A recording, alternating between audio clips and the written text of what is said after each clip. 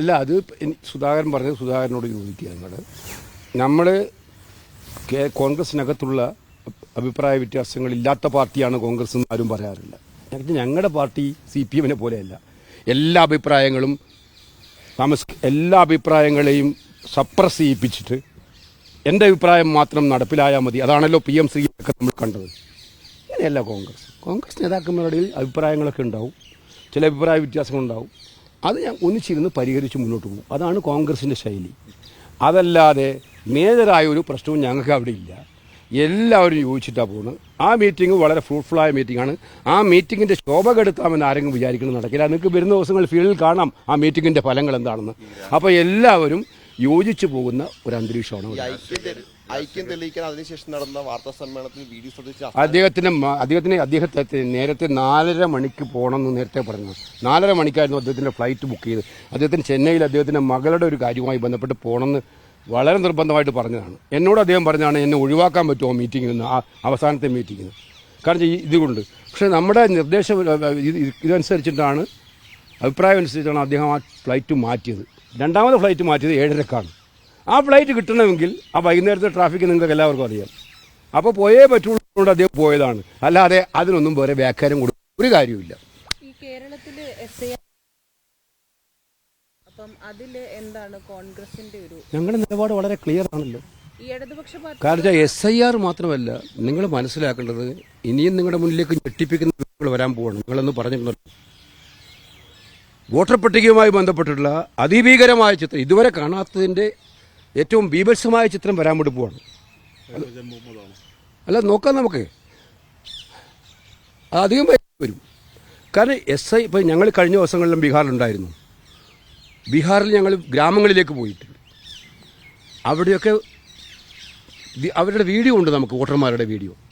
ആ വീഡിയോ വോട്ടർമാരുടെ സ്വഭാവം മനസ്സിലാക്കിയാൽ മനസ്സിലാക്കും ഈ ടാർഗറ്റഡ് ഡിലീഷൻ്റെ ഉണ്ടായിരുന്നു. തിരഞ്ഞെടുപ്പ് കമ്മീഷൻ കൃത്യമായിട്ടും അജണ്ടയോടുകൂടി പ്രവർത്തിക്കുകയാണ്. ഞാൻ ഒറ്റ കാര്യം ചോദിക്കുന്നില്ല. SIR-ൻ്റെ കാര്യത്തിൽ എൻ്റെ ഒരു സംശയം, സാധാരണ നമ്മൾ കാണാറുണ്ട്, എത്രയോ കാലമായി തിരഞ്ഞെടുപ്പ് കമ്മീഷനെ കാണാറുണ്ട്, നിങ്ങളും മാധ്യമപ്രവർത്തകർ കണ്ടതാണ് തിരഞ്ഞെടുപ്പ് കമ്മീഷനുമായി ബന്ധപ്പെട്ട്. തിരഞ്ഞെടുപ്പ് കമ്മീഷൻ എപ്പോഴും എന്താ ചെയ്യുന്നത്? പൊളിറ്റിക്കൽ പാർട്ടിയുടെ യോഗം വിളിക്കും. ആ പൊളിറ്റിക്കൽ പാർട്ടിയുടെ പൊതുവായ അഭിപ്രായത്തിനെതിരായിട്ട് മിക്കവാറും തിരഞ്ഞെടുപ്പ് കമ്മീഷൻ പോകാറില്ല. അപൂർവ സാഹചര്യങ്ങൾ മാത്രമേ അങ്ങനെ പോകാറുള്ളൂ. ഇവിടെ എന്താ സംഭവിക്കുന്നത്? പൊളിറ്റിക്കൽ പാർട്ടി കേരളത്തിൽ, ബംഗാളിൽ, അതുപോലെ തന്നെ പിന്നെ ഇവിടെ നമ്മുടെ തമിഴ്നാട്ടിൽ പൊളിറ്റിക്കൽ പാർട്ടി BJP ഒഴിച്ചുള്ള എല്ലാ പൊളിറ്റിക്കൽ പാർട്ടിയും പറയുന്നത് ഇതിപ്പോൾ നടപ്പിലാക്കരുതെന്നാണ്. ധൃതി പിടിച്ച് നടപ്പിലാക്കേണ്ടതല്ല SIR. അതും ബേസ് ഇയർ എത്രയാണ്? 2002. 23 കൊല്ലം മുമ്പ് വോട്ടറായ ആളുകളെ വെച്ചിട്ടാണ് ഒരു വോയിസ് വോട്ടർ പട്ടികയുള്ളത്. അതിനുശേഷം ചേർന്നവരെല്ലാം ഇനി ഈ പ്രോസസ്സിലൂടെ കടന്നു പോകണമെന്ന് പറയുന്നത് എളുപ്പമായ കാര്യമാണോ? നമ്മുടെ നാട്ടിൽ മിക്കവാറും ആളുകൾ വിദേശങ്ങളിൽ പോയി ജോലി ചെയ്യുന്നവരുണ്ട്, അന്യസംസ്ഥാനങ്ങളിൽ പോയി ജോലി ചെയ്യുന്നവരുണ്ട്, അവരുമായി ബന്ധപ്പെട്ട് നിൽക്കുന്നവരുണ്ട്. ഇത് എല്ലായിടത്തും ഉണ്ട്.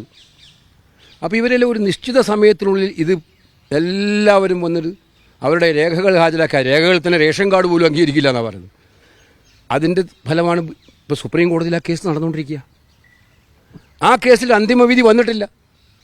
അതിനിടയിൽ ധൃതി പിടിച്ച് കേരളത്തിലടക്കം ഇപ്പോൾ SIR നടപ്പിലാക്കുന്ന കൃത്യമായ അജണ്ടയോട് കൂടിയാണ്. പക്ഷേ ഈ അജണ്ട നടപ്പിലാക്കാൻ കേരളത്തിൽ ഞങ്ങൾ സമ്മതിക്കില്ല. ആ സമ്മതിക്കില്ല. അപ്പോൾ ഈ അജണ്ട നടപ്പിലാക്കാൻ ഞങ്ങൾ കേരളം സമ്മതിക്കില്ല. ഞാൻ പറഞ്ഞു വരുന്നത് ഞാൻ പറഞ്ഞ കാര്യം ബീഹാറിൽ ഇത് വ്യക്തമായിട്ടുണ്ട്. ഞങ്ങൾക്ക് ടാർഗറ്റഡ് ഡിലീഷനാണ്, അത് വ്യക്തമാണ്. ഞങ്ങൾ ഗ്രാമങ്ങളിൽ പോകുമ്പോൾ അറിയാം. അപ്പോൾ ഇതിനെയാണ് കേരളത്തിൽ അവർ ഉദ്ദേശിക്കുന്നതെങ്കിൽ വളഞ്ഞ വഴിയിലൂടെ അധികാരത്തിൽ വരാൻ പറ്റാത്തടത്ത് വളഞ്ഞ വഴിയിലൂടെ അധികാരത്തിൽ എത്തിക്കാൻ വേണ്ടിയിട്ടുള്ള ഒരു ആയുധമാക്കി SIR-നെ ഉപയോഗിക്കാൻ ഇലക്ഷൻ കമ്മീഷൻ മെനക്കെട്ടാൽ അതീവ ഗുരുതരമായ പ്രത്യാഘാതങ്ങൾ ഉണ്ടാകുന്ന സംശയം.